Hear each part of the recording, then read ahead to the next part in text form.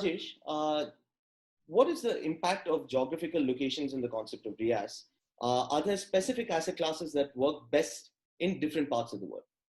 We are trying to educate people that when you invest today in the outskirts where the infrastructure when you are buying is bad, but as the infrastructure improves, the appreciation happens as more and more people want to go a little away from the city so that they can afford to buy an asset. We are the only villa developers which come within the 100 kilometers range of a city like Mumbai, developing villas. We educate them how to leverage bank loans where the bank is interested only in the interest, whereas the appreciation is your personal gain. These kind of asset classes help the families for a 20% down payment, earn almost 10 times the return of the down payment over a period of 10, 15 to 20 years. A point of time will come in their asset owning tenure where the returns of revenues will surpass the EMI that the customers are paying. So we are actually educating the people on how a real estate asset can become a windfall capital gain asset for them in the long run. It is between 5 to 20 years. And that's what we are doing in asset class. And the response has been phenomenal because there are very few villa developers on the outskirts of a city like Mumbai or Chennai or Madurai or Coimbatore. So that's what we are trying to leverage. And it's a win-win situation where the buyer wins, the seller wins, as well as the person who comes to operate the community as a resort property, like Trip Villas, they also win. So, and the asset class, when you enter the purchase time, that is the buying period, which is today, it's very interesting. And surprisingly, in the pandemic, we have seen an amazing surge in the amount of inquiries and the amount of transactions that are happening for low density gated communities, villa developments with land ownership.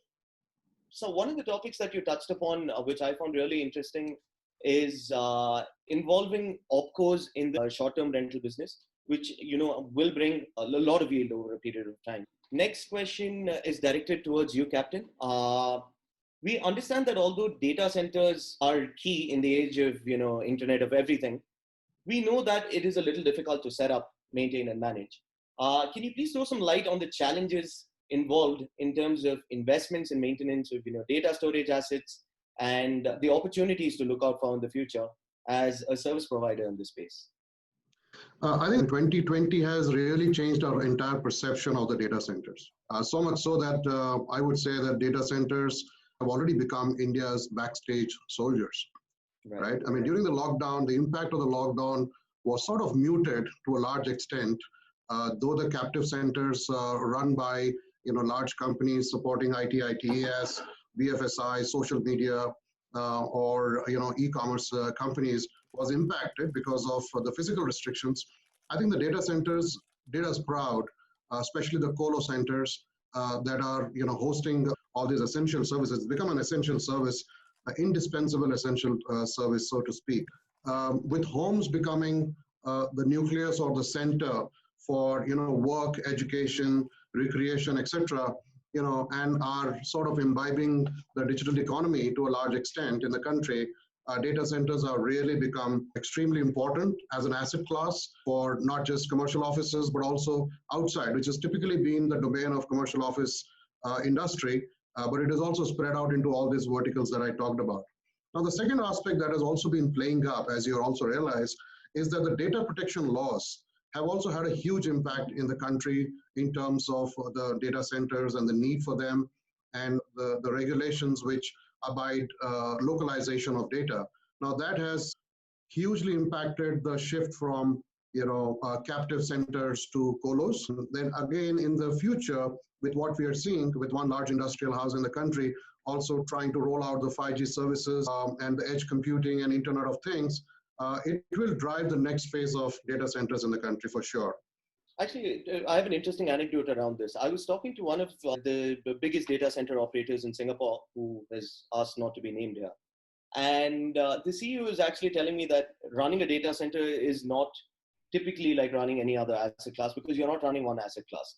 What you are effectively doing is running a data center, a power plant, and a cooling center all by itself, with the government giving you support for 2 out of 3 in entirety, and you have to figure out what you're doing with the other aspect. And a lot of data centers have their own power sources and cooling centers, right? So at the end of the day, I completely understand that the PropCo needs to invest a lot initially to maybe gain or maybe break even in over 3 to 4 years, but the belief is that the yield beyond that is extremely high.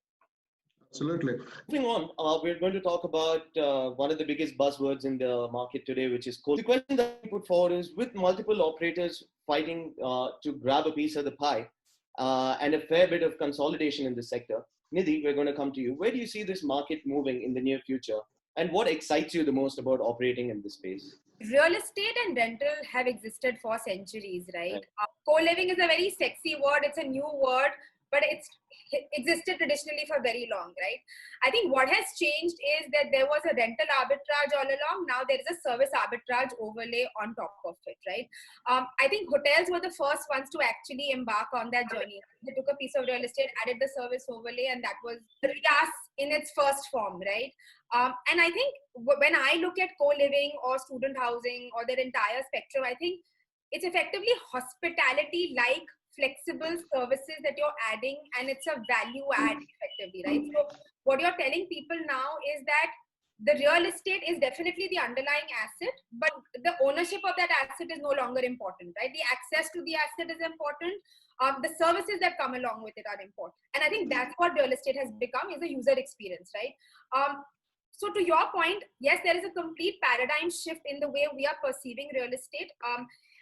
With multiple operators coming, I think it's fabulous, because currently the co-living market, which is the PG market, is 90% is still running on a rental arbitrage, but not a service arbitrage, right? And as we're going forward, there is definitely room for more and more players to come in. The market is massive, right? I mean, it's a over $20 billion market today, and only under 5% is penetrated by organized players across all spectrums: senior living, co-living, student living, right? Co-living has definitely become a lot of a, as you said, a buzzword now, right? Largely because the service overlay on top of that, the kind of yield that the asset owner is making ultimately makes this a massively investable asset class now, right? And sustainable, long-term, steady annuity businesses, right? So in my mind, I think now with more and more competition coming, and post-COVID actually, I feel it will be great for the organized space, because people will actually put a value to personal space, hygiene, better conditions, better quality and service, right? Ultimately, the RIAS in co-living is, everything being taken care of, hassle-free living, flexible, easy on the pocket. But I think an overarching thing of making sure that, it's your basic hygiene and your things are taken care of effectively, right? And I think that we underestimate how isolated people are in the country. You move to a new city, you don't know anyone there. I think one underestimates the need for, companionship. So to some extent, I wouldn't say this solves the problem completely, but I think to some extent, when you walk into a co-living facility where people like-minded, similar walks of life, it just makes life a lot easier. So, I think competition is great. It's helping us all evolve our products better. Ultimately, it will be about the user experience. All of us have to keep evolving. COVID has made us all kind of work on our products and make it suited to the new world. But I think there's a long way to go, because the market is massive. And the penetration right now is, like I said, under 5%. Some of the most interesting points that I found here is how you articulated that initially co-living was set up, for basic hygiene factors, where people were evolving from PGs to, co-living setups. And today it's more about community building, and we find that to be a lot more attractive. We actually have a separate panel just to discuss, how communities are being built. Another asset class that has been ignored for far too long and has not been really evolving as a managed sector is the senior living spaces. Shambhi, is there anything that, any change that you can see in customer ethos that can be observed globally, and are the unit economics in this space lucrative enough to see significant changes in the near future? Balaji, since we are on the discussion for RIAS, let me just add something over here from the perspective of services in real estate. Yes, it looks like it's a new model of services in real estate, but I feel what really it is about acknowledgement and realization of this concept that has recently surfaced. It's interesting to see how people have been applying it in real estate. We do understand that people are not buying into products, but what they are investing is in the experience across the products and services. This entire service-driven model and the emergence of the alternative classes has remarkably changed the way we are working, living, or staying today, right? Now moving on to senior living. Before I explain to you about the way it can become a profitable segment, let me just give you some numbers right now. Right. As per UN, The number of seniors have moved on from 382 million in 1980 to 962 million in 2017, and we are going to see an upward movement of this to 2.1 billion by 2050. As of today, we have almost 100 plus million seniors living in this country, and 20 million out of these are living alone.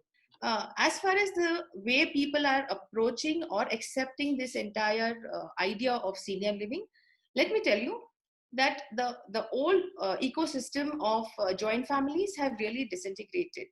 Till recent past, socially and culturally, it was not accepted that we put our seniors into old age homes, or they can stay away from our homes. It was a taboo. People were skeptic about it. However, today we have a huge set of seniors who are very educated, and they are very well equipped to take decisions post retirement. This idea of increasing income levels or growing numbers of seniors has definitely given a rise for the need of this kind of a real asset class, where people can actually take a decision that they want to invest in facilities and services which will take care of their physical, medical, or psychological needs going forward. In India today, if we really have to see, the need of senior citizen has not been really identified and understood at an industry level very fairly. But there is a great potential for growth of this sector in our country through developers, service providers, healthcare players, and operators, where they can cater a very specific solution for Indian segment based on the learnings that we can leverage on the West. We currently have not more than 55 to say 60 facilities by say 12 to 13 organized players. 60% of this is in tier 2 and only 40% in tier 1. Also, out of these facilities, you will see only 60% of them are concentrated in south, while balance are in west and in northern region. Clearly, we can really see that there's a huge untapped market, and the potential to grow this segment is huge. In couple of decades, we can see that this segment or this sector can even contribute to the economic growth of the country. With the need of reform, education, and the support, we can definitely see that these segments are going to grow. Let's say there is a need for social acceptance that needs to be built, right? People have to start understanding, learning more about these sectors and why it is needed in this country. Very important point that I would like to make here is about affordability. Clearly, seniors do want to live independently in their post-retirement life. However, the huge concern today for them is the diminishing return on their post-retirement finances that they have. We are speaking about greater life expectancy, but at the same time, we are living in the age where 60 is the retirement age. So we need a concrete plan with the help of authorities, government bodies, and institutes, where we work towards a financial independence and continued earning of the senior people. Maybe there can be a ministry of care that can be set up at a central and a state level, where they continuously work focused to put certain measures and programs for this industry. And then financial institute needs to recognize this sector as well. There's a gamut of things that needs to be put in together to make sure that we push this industry or this particular sector ahead. Profitability, huge. There are two models that we can talk about right now. One is the sale and the lease model. And in both these models, there is a way in which the developer, healthcare, or facility provider and operators can really earn is right from the rent, if it's a lease model. Then from the deposit, they can earn interest. Then there is a service operator charges. If it's a sale model, you are going to earn revenue from the sale of the product. Then you're also earning from maintenance charges of the units and the apartments. Plus, there are additional charges that a senior resident needs to pay for other supports, be it laundry, special meals, the caretaker, so on and so forth. Also, what we need to remember that in a lease model, the capital value appreciates for your assets over a period of time. So basically, it's a great win-win situation for both, where a resident gets a hassle-free living, and the developer or the service provider also gets to earn nicely on this entire model. There have been claims and discussions where, if managed properly, this kind of facilities can actually make upward of 30 to 35% profits as well. And it really depends on the geography, demographics, and the asset proposition that you will have to put together. With the increase in life expectancy and the sort of respect that people have towards their elders today and mentors of yesteryear, we truly believe that an integration of healthcare services and specialized services to the opcos, and an integration or some support provided by government entities to the propcos can really bring about change here. Back to Captain on this one. I know this is going to be a lot to digest, but here it goes. So we have self-storage solutions, urban warehousing, and managed parking spaces. And these segments have been championed throughout the decade in developed countries, but have never seen an expansive growth in the majority of Asian countries.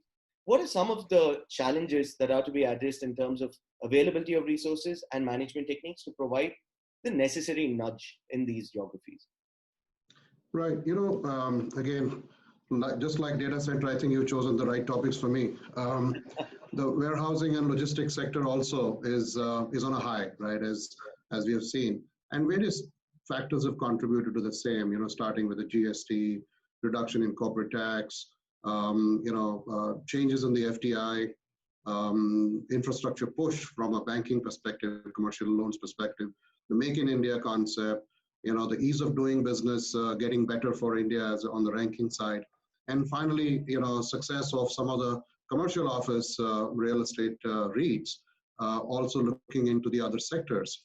And warehousing, I'm sure, is going to follow pretty soon. Now, I think what is happening is, especially in the impact due to the COVID era, a lot of the push for e-commerce companies for faster turnaround times, as well as to keeping localized solutions for their warehousing rather than looking at their fulfillment centers or delivery centers or sort centers, as some of the companies refer to.